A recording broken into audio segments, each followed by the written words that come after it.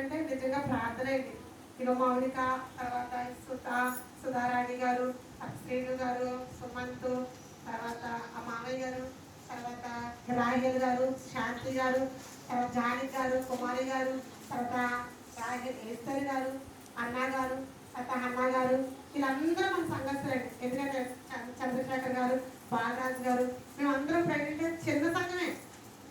యేసు బాబు, అత్తయ్య గారు, మేమందరం చిన్న సంఘం. చిన్న సంఘమైనా సరే ఐక్యతగా సమాధానంగా ముందుకెళ్తున్నామండి. అదంతా ఎవరిచ్చిందండి? ఆయన.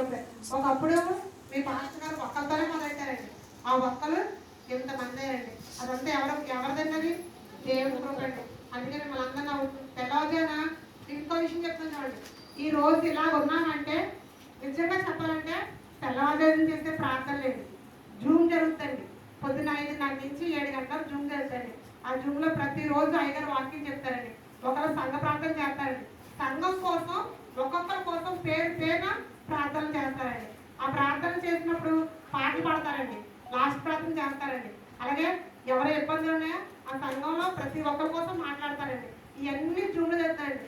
కానీ ఫస్ట్ నేను ఎవరితో మాట్లాడుతున్నానండి? దేవునితో మాట్లాడుతున్నానండి. కానీ ఆ దేవుడు మాకు ఇచ్చిన చిన్న ధన్యత అండి. నిజంగా చెప్పాలని నేను ఎలా చెప్పాలో నాకు తెలియదండి. కానీ దేవుడు ఈ క్షణాన్ని ఎలా ఉన్నానంటే ఆయన కృపండి. నెక్స్ట్ నాకు ఇంకోటి ఏంటంటే నేను నర్సండి. మీ అందరికీ తెలుసు నేను నర్సండి. కానీ నాకు సచివాలయం జాబు ఫస్ట్ టైంలో రాలేదండి. ఎందుకంటే నేను కాలుకి అవ్వలేదండి. సెకండ్ టైంలో వచ్చిందండి. ఆ సెకండ్ టైంలో కూడా 80 మందిలో దేవుడు నన్ను ఒక దాన్ని నిలబెట్టుకున్నాడండి. ఎంతమందిలో అండి? 80 మందిలో నిలబెట్టుకున్నాడండి. అయినా దేవుని కృపే. ఎందుకంటే మేము సేవ చేస్తున్నామంటే ఆ సేవలో ఉపయోగపడాలనే ఉద్దేశంతోనే మేము సేవ చేస్తున్నామండి. అలాగే ఒక 5వ సంవత్సరాలు నాకు జాబ్ వచ్చి మొన్న జూలై మే నెలలో నేను లోన్ తీసుకున్నానండి.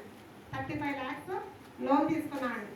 ఆ లోన్ తీసుకున్నందుకు 45,000 నెలకు కట్టాలండి.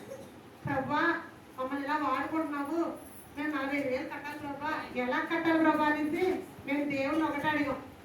అయితే జూన్ నెలలో నాకు ప్రమోషన్ వచ్చిందండి. ఏమొచ్చిందండి? ప్రమోషన్ వచ్చిందండి. ఎందుకంటే నాకు సెకండ్ టైం వచ్చినా దేవుడు నన్ను ముందుకు తీసుకెళ్ళాడండి. ఎందుకంటే మేము మందిరం విషయంలో ఆరాటపడ్డాం. ప్రభా మాకు మందిరం కావాలి ప్రభా అని అడిగామండి. అలాగే ఆ మందిరం విషయంలో దేవుడు ఎంత గొప్ప కార్యం చేశాడో మాకు లోన్ విషయంలో కూడా అంతే గొప్ప కార్యం చేశాడు. అలాగే మా ప్రమోషన్ విషయంలో కూడా దేవుడు అంతే గొప్ప కార్యం చేశాడండి. ఎందుకంటే మనం ఈ లోకంలో ఏమీ పట్టుకెళ్ళమండి. ఒక్కటే నా రక్షణనైనా పట్టుకెళ్తాను. నేను రక్షించబడనుకోండి, నాతో పాటు కొంతమందినైనా నేను రక్షించబడాలని ఈ ఆరాటం నాకు నా భర్తకి ఇదే ఆరాటలేదు. ఎవరైనా ప్రార్థన తమ ప్రార్థనలు తీసుకు అడుగు నన్ను అడిగాక ఉంటారండి. నేనంటే మీ ఆంటీకి మీరు ఫోన్ చేశారంటే నేను కదా ముందు నువ్వు ఫోన్ చేసి నీ ఫోన్ ఎత్తకపోతే నేను చేస్తాను. ఇదే ముక్క అంటారండి. ఎప్పుడైనా సరే ప్రేయర్ అయిన తర్వాత అక్కడ జనాలు ఆ ప్లేస్లో ఎవరు కూర్చుంటారో ఆయన తెలుసండి. నేను కూడా గమనించండి అండి.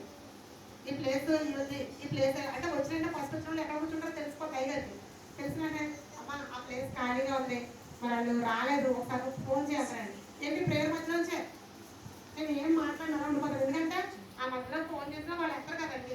అందుకని ఎత్తరు. తర్వాత సాయంత్రం ఇంకా ఆయన నన్ను అడిగేస్తా ఉంటారన్నమాట. అమ్మ ఫోన్ చేసావా. అదేవిధంగా నేను ఫోన్ చేసి మాట్లాడతాను. ఒక్కొక్కరు ఎత్తుతారు, ఒక్కొక్కరు ఎత్తరు. అయినా సరే మేము బాధపడ మరుసటి రోజు కనబడినా మొహం ఎదుగుతారండి. ఏమండి ప్రార్థన అడగలేదు. నేనే కదండి దర్శకుడు అడిగారు, ఈ వారం ప్రార్థన అడగదు మీరు అని అడుగుతుంది. ఎందుకంటే అమ్మాయికి అలాగా మేము నేర్పించాం. అదేవిధంగా